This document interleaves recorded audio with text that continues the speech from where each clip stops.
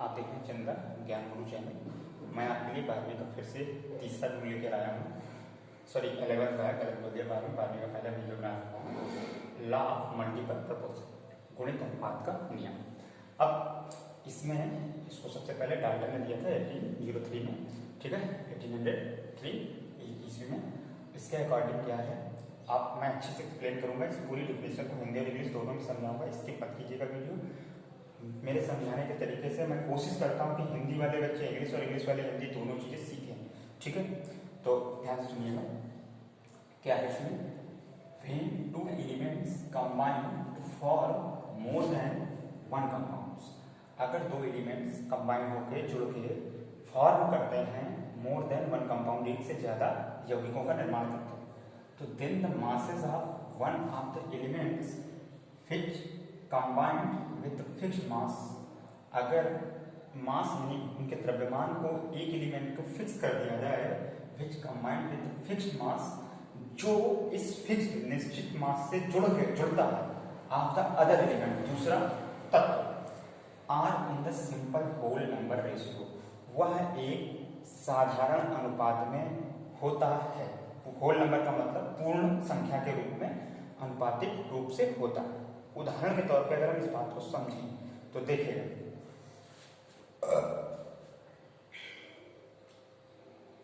Example में hydrogen oxygen दो अलग अलग एलिमेंट हैं, इन्होंने मिक्स होके वाटर फॉर्मेशन किया, इन्होंने मिक्स होके हाइड्रोजन परऑक्साइड जो डॉक्टर लोग इस्तेमाल करते हैं, ये इंजेक्शन लगाने के बाद वो उसका भी फॉर्म किया जा सकता है। तो अगर इनके हमने एटॉमिक मास देख रखे हैं, मोलर मास जिनको कहा जाता है ग्राम पर मोल वाले, तो दो एक होता है, तो दो हाइड्रोजन है तो दो हो गया। ऑक्सीजन का 16 होता है वन का, O2 मॉलिक्यूल एक है, दो ऐसे अटैच है, कभी आधा मॉलिक्यूल नहीं हो सकता, लेकिन यहाँ मैथमेटिकली एक्सप्रेशन के लिए सब लिखा जा सकता है हाथ लगा। तो एक ही पड़ा तो इसलिए 16 ग्राम, इसमें तो पूरा 32 ग्राम रहेगा, तो इनसे ये 34 ग्राम बना, ये 18 ग्राम बना। अब देखिए ये एलिमेंट है, इसको फिक्स कर दिया 2-2 ग्राम, इससे जो अनदर दूसरा अदर एलिमेंट है उसके वेट का रेशियो लेना, 16 और 32, 16 और 32, इनका सिंपल रेशियो आ रहा है 1:2, समझ में आएगा। इसी तरीके से दूसरा एग्जाम्पल से भी हम समझ सकते हैं। देखिए एग्जाम्पल 2 में जैसे नाइट्रोजन के हमें 5 कंपाउंड्स मालूम है, नाइट्रोजन के N2O, NO, N2O3, N2O4, N2O5, तो हमने क्या किया, सभी के नाइट्रोजन के मास वेट लिख रखे हैं, ठीक है, ये मोलर मास, ऑक्सीजन के सारे लिख रखे हैं। अब हमें एक फर्स्ट एलिमेंट को फिक्स करना है, इसको कर रहे हैं, इसको कर रहे हैं, किसी को भी आप कर सकते हैं। तो हमने नाइट्रोजन के वेट को फिक्स करना है, तो 2 से सब में डिवाइड कर देंगे तो 14 हो जाएगा, सिर्फ इस बेलने में नहीं करेंगे। इसी के रिस्पेक्ट में जब ऑक्सीजन का भी डिवाइड होगा तो पूरे में होगा ना मॉलिक्यूल में, हर एलिमेंट के लिए, तो ये 8 हो जाएगा, इसमें होगा नहीं, इसमें होगा तो 24 हो जाएगा, ये 32 हो जाएगा, ये 40 हो जाएगा। तो इस तरीके से उसी के रिस्पेक्ट में ऑक्सीजन का वेट ये हो जाएगा। अब इनका अगर रेशियो लिया जाए तो आप खुद देखिएगा क्या होगा रेशियो, इन सब में 8 से डिवाइड जा रहा है तो सिंपल रेशियो बन जाएगा 1 2 3 4 5, 8 बन जाए, 2 से 3 से 4 से 5 से, ठीक है ना। तो ये 1:2, 2:3, 4:5, ये लॉ बोल रहा है।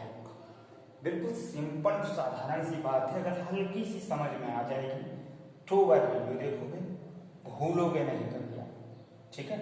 बेसिक कॉन्सेप्ट है, कोई ज्यादा नहीं है, डाल्टन ने दिया था इसको, ध्यान रखें। फिर से एक बार मैं बोले दे रहा हूँ, फिर से अगर किसी को डाउट हो, when the two elements combine to form more than one compound, अगर दो तत्व आपस में मिलते हैं और फॉर्म करते हैं मोर देन वन कंपाउंड, एक से अधिक यौगिक, देन तब the masses of one of the elements which combined with fixed mass of the other elements, अब देन अगर ये the masses of one of the elements, उनमें से एक एलिमेंट को मास जो है विच, जो कि combined with fixed mass of the other elements, जो कि एक निश्चित मात्रा में, निश्चित द्रव्यमान में दूसरे एलिमेंट से जुड़ रहा है, तो are in the simple whole number ratio, तो जो अदर एलिमेंट है उसका मास एक सिंपल होल रेशियो में होगा, ठीक है होता है, ठीक है, ये होगा नहीं, होता है। ये रूल इन्होंने दिया, बिल्कुल सिंपल है, 2 बार आप पढ़ो, डेफिनेशन याद हो जाएगी। एग्जाम्पल ऑफ वाटर का छोटे क्लासों में याद रखिए, बड़ों में ये 9th-10th में भी सारे रूल हैं, पुराने बुकों में रहे हैं, हमने तो पढ़े हैं। अब कोर्स कम हो गया है लॉकडाउन के, फिर भी ये आपको काम देंगे क्योंकि ये पीछा नहीं छोड़ते, अल्टरनेटिव क्लासों में आते रहते हैं। ठीक है, 8th का कोर्स 10th में मैच खाता है, फिर 12th में खाता है, इसी तरीके से 7th का 9th में, 9th का 11th में, ये आप रुको उठाकर देखिएगा सब मैच खाता है, तो इसलिए सभी के लिए इम्पोर्टेंट है।